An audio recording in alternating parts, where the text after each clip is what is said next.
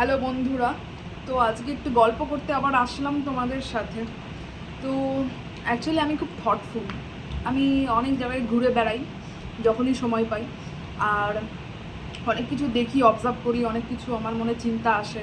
তো তোমরা আমার একটা প্ল্যাটফর্মের পার্ট। তো আমার ভালো লাগে তোমাদের সাথে নানা রকম চিন্তা শেয়ার করতে, নানা রকম থট শেয়ার করতে। থটটা যদি আমার মধ্যেই থেকে মরে যায়, থটটা ডিসঅ্যাপিয়ার হয়ে যায়, তো তাতে কোনো লাভ নেই। তো ভালো থট অবভিয়াসলি রিভিল করা উচিত, যাতে আরও কিছু মানুষ সেটা নিয়ে ভাবতে পারে। তো সেই জন্য আজকে আমি গল্পের এই আসরে আবার তোমাদের সাথে বসলাম। আজকে বেরিয়েছিলাম একটু হাঁটতে। হঠাৎ করে মনে হলো যে যাই একটু এক্সপ্লোর করি, হাঁটি। অনেকদিন হাঁটা চলা করা হয় না ঠিক করে, তো আজকে একটু বেরিয়েছিলাম। তো বেরোনোর পর একটা স্ট্রিট ফুডের দোকান দেখি। অনেকটা ঘুরে হেঁটে আমি আবিষ্কার করলাম সেই জায়গাটা। তো কিছু ভালো খাবার দাবার সেখানে লিস্ট, একটা চার্ট দেখলাম। না, ভালো নতুন কিছু খাওয়া যেতে পারে, লেটস ট্রাই। ওকে, তো সেখানে আমি কিছু জিনিস আবিষ্কার করি, যেমন চিংড়ির চপ, মোচার চপ, বোনলেস চিকেন, তারপর চিকেনের কিছু ভ্যারাইটিস অফ পকোড়া, মানে নর্মাল, নট নর্মাল, কিছু ডিফারেন্ট, ঠিক আছে, paneer pakora, different kind of things আমি এক্সপ্লোর করি। এবং সেগুলোর প্রাইস এত কম। Fish platter, fish fry, fish finger, etcetera etcetera etcetera. Menu card আমি তোমাদেরকে এখন দিতে পারবো না, ঠিক আছে, অনেক কিছু ছিল। এবং সেগুলোর দাম এত কম। আমরা বেশিরভাগ সময়, অনেক সময় কাজে অকুপায়েড থাকি, বেরোতে পারি না, কোথায় দোকান জানি না, কোথায় কি স্টোর আইডিয়া থাকে না, অফলাইন মার্কেট। অনলাইনে সব কিছু ইজি খুঁজে পাওয়া। তো like that's kind of scroll করো, বাস বুক করো, চলে আসবে, ঠিক আছে।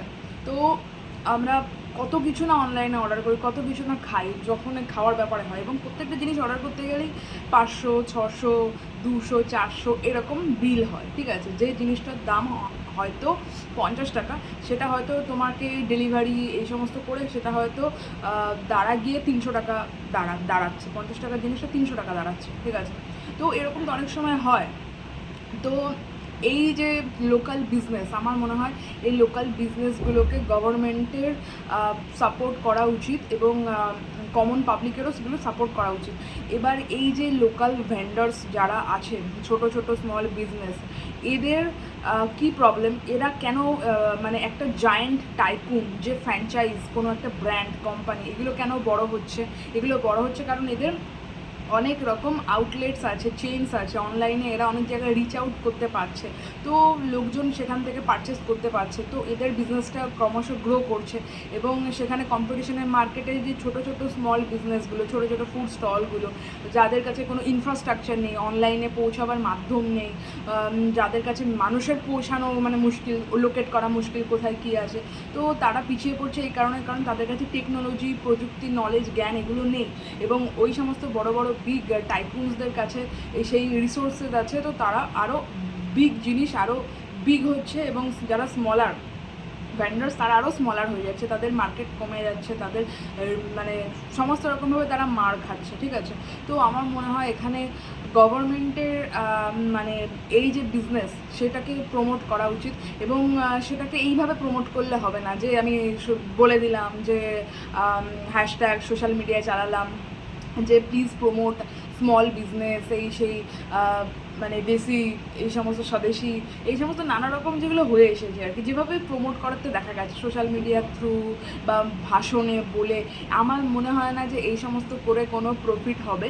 তো মানে যদি আমার সত্যিই যদি এই বিজনেসম্যানদেরকে যদি সাপোর্ট করতে হয়, মানে এদেরকে যদি অপরচুনিটিগুলো দিতে হয়, যে এরাও যেন একটা থ্রাইভ করতে পারে, তো এদেরকে প্রশিক্ষণ দিতে হবে, এদেরকে হেল্প করতে হবে, যাতে এরা অনলাইন টেকনোলজি, কীভাবে টেক বিজনেস, কীভাবে এই যে অফলাইন বিজনেসটাকে কীভাবে অনলাইনে কনভার্ট করবে, টেকনোলজি, টেক বিজনেস, সেগুলো যাতে এরা করতে পারে, এদের কাছেও যেন মানুষ রিচ আউট করতে পারে, সেই রকম ইনফ্রাস্ট্রাকচার, পরিকাঠামো এরা যাতে বিল্ড আপ করতে পারে, এদেরকে অ্যাওয়ারনেস দেওয়া বা এদেরকে প্রশিক্ষণ দেওয়া বা এদের জন্য কোনো একটা করা। যেমন আমি শুনেছিলাম, মানে অনলাইনে তো অনেক স্ক্রোল করি, তো অনেক সময় অনেক কিছু শোনা যায়, তো এরকম আমি শুনেছিলাম যে লাইক এরকম কিছু ওয়েবসাইটস আছে যেগুলো আর্টস, তারপর cultural things, different kind of সেই ক্লোদিংস বগেরা, এই সমস্ত গভর্নমেন্টের কিছু সমস্ত অ্যাপ বা কিছু ওয়েবসাইটস আছে যাদের থ্রু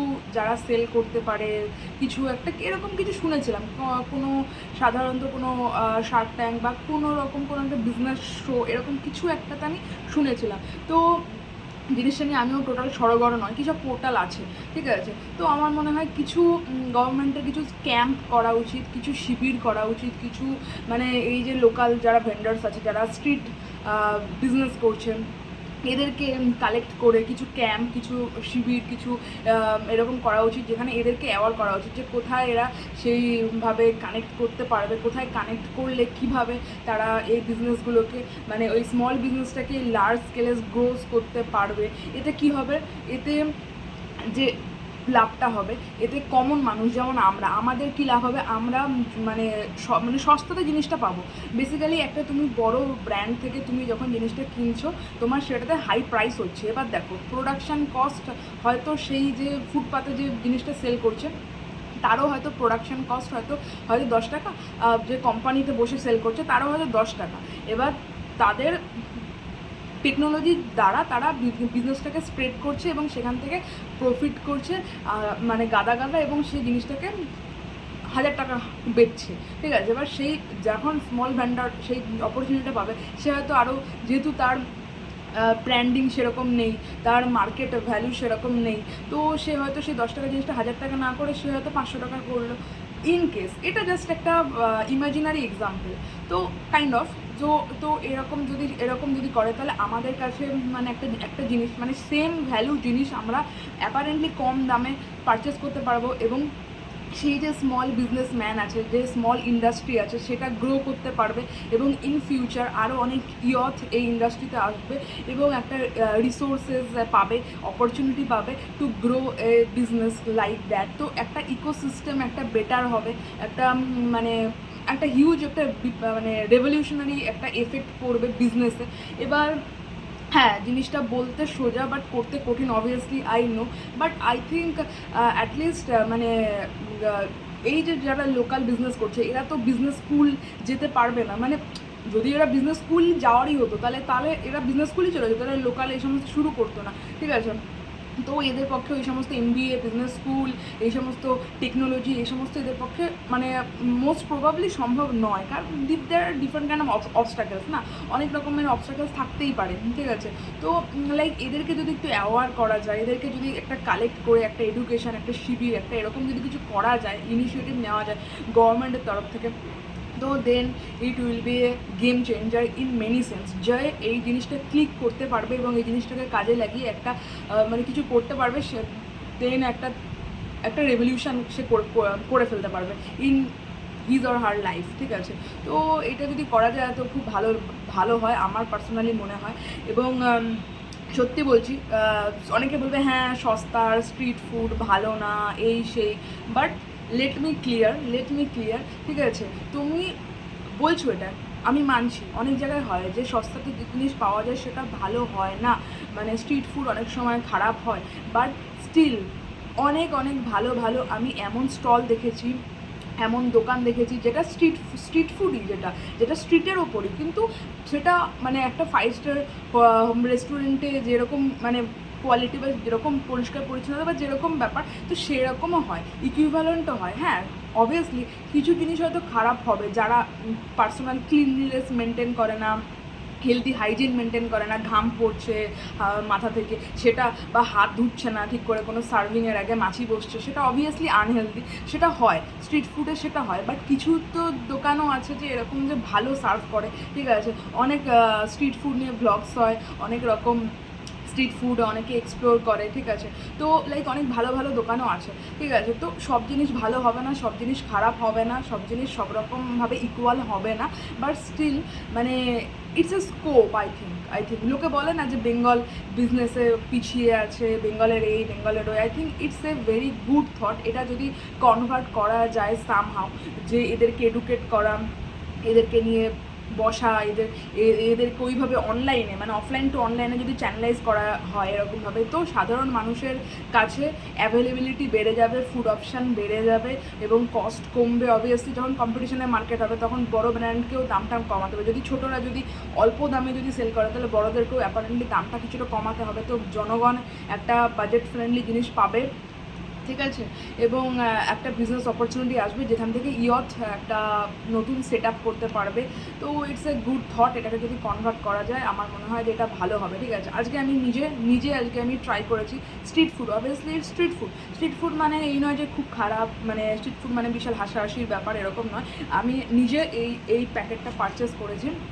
এখানে আমি কিছু খাবার আমি নিজে ট্রাই করে দেখেছি। দোকানের নাম কেউ জানে না, দোকানের লোকেশান কেউ জানে না, আমি নিজেও জানি না। আমি জাস্ট রোড সাইডে বেরিয়ে হাঁটাহাঁটি করতে করতে আমি হঠাৎ করে ডিসকভার করলাম। তো আমি দেখলাম ট্রাই করে, পরিষ্কার পরিচ্ছন্নতা অবশ্যই ছিল এবং তার জন্যই আমি অবভিয়াসলি গেছি পারচেস করতে। এবং product I really loved it product, এবং এত কমে আমি জিনিসটা পেয়েছি। এবং তারপরেও হয় অনেক রকমের থাকে যে বাসি খাবার হবে, এই হবে না, একদম টাটকা জিনিস, ভালো জিনিস আমি খেলাম, আমি মানে ডিসকভার করলাম এবং ইটস এ গুড থিং, ঠিক আছে। তো এই জিনিসটা যদি আমি হেঁটে র্যান্ডমলি ডিসকভার করলাম, এটা যদি আমি অনলাইনে অপরচুনিটিটা পেতাম তাহলে আমি সেখান থেকে সেল করতে মানে বাই করতে পারতাম সেখান থেকে বায়ারের থেকে, এবং বায়ার বেনিফিটেড হতো, আমি বেনিফিটেড হতাম, আমার অ্যাপারেন্টলি কিছু কম লাগতো টাকা খরচা, ঠিক আছে। তো একটা ইকোসিস্টেম একটা ডেভেলপ করতো, ঠিক আছে। বাট ওদের কাছে নলেজ নেই, স্কিল নেই যে ওরা সেভাবে পোর্ট্রে করবে অনলাইনে বা সেরকমভাবে শোকেস করবে, লোকে পারচেস করবে। তো লাইক ইকোসিস্টেমে ওরা পিছিয়ে পড়ছে, ঠিক আছে। এবার অন্যান্য ব্র্যান্ডই আছে, ভালো ভালো ব্র্যান্ড, সেম জিনিস বেচছে, টেস্টটা তো মোটামুটি সেমই হচ্ছে, কিন্তু সেখানে আবার আমাকে 200 টাকা স্পেন্ড করতে হচ্ছে, 250 টাকা, ঠিক আছে। তো এনিওয়েজ যাই হোক, তো ইটস এ গুড থট। যদি এরকম করা যায় তো local business I think grow করবে। শুধু সোশ্যাল মিডিয়াতে ভাষণ দিয়ে হবে না, গভর্নমেন্ট যদি কিছু করতে চায় তাহলে গভর্নমেন্টকে এইরকমভাবেই করা দরকার আই থিঙ্ক। মানে বিজনেসের এডুকেশন গভর্নমেন্টকে দিতে হবে, বিজনেসের অনলাইনকরণ গভর্নমেন্টকে সেটাতে মানে মোটিভেট করা, বা পোর্টাল খোলা, বা কিছু শিবির করা, কিছু একটা সেলফ হেল্প গ্রুপ করা, এরমভাবে মানে লোকাল ভেন্ডারদেরকে গ্যাদার করে কিছু করা, এরম কিছু গভর্নমেন্টকে করতে হবে। সেটা যদি করে then Bengal will again rise in business, I personally think, ঠিক আছে। আমিও, লোকে হয়তো এটাও আমাকে বলতে পারে যে হ্যাঁ তুমিও তো অনলাইনে ভাষণ দিয়ে যাচ্ছ, বলে যাচ্ছ। ভাই, আমি গভর্নমেন্টের লোক নই। আমি যদি গভর্নমেন্টের লোক হতাম, আমার কাছে যদি সেই অপরচুনিটি পাওয়ার থাকতো বলার এবং সেটাকে একটা রিপ্রেজেন্ট করার, তাহলে আমি অবশ্যই ভেবে দেখলাম। বাট আমি গভর্নমেন্টের লোক নই, আমি একজন নগণ্য জনসাধারণ, ঠিক আছে। মানে আমি একজন ইন্ডিভিজুয়াল, আমি একজন, ঠিক আছে, আমি একজন দেশের নাগরিক, ইন্ডিভিজুয়াল। তো আমি জাস্ট আমার থটটা দিলাম, ইফ এটা রিচ করে কোনো সেরকম লোকের কাছে যারা গভর্নমেন্ট বডি বা যারা এই সমস্ত ব্যাপারে ইনভলভড, তারা যদি এই ভিডিওটা দেখে এবং তারা যদি আমার থটটাকে যদি সামহাও কোনো কাজে লাগাতে পারে, বা if it goes like that, then সেই হোপ নিয়েই আমি ভিডিওটা করছি, ঠিক আছে। কারণ social media is a big platform to reach out a lot of people. যদি এটা কারোর কাছে পৌঁছায়, কেউ যদি এই থটটাকে যদি ভাবে যে না ইটস এ গুড থট এবং এটাকে যদি ইউটিলাইজ করতে পারে, then it will be my contribution in the favour of my country. এটা ভেবেই আমি করছি। আমি গভর্নমেন্টের বডি নই, আমি জাস্ট ওপিনিয়নটা দিতে পারি, আমার থটটাকে শেয়ার করতে পারি। তো দ্যাটস ইট, তার জন্য আমি করছি।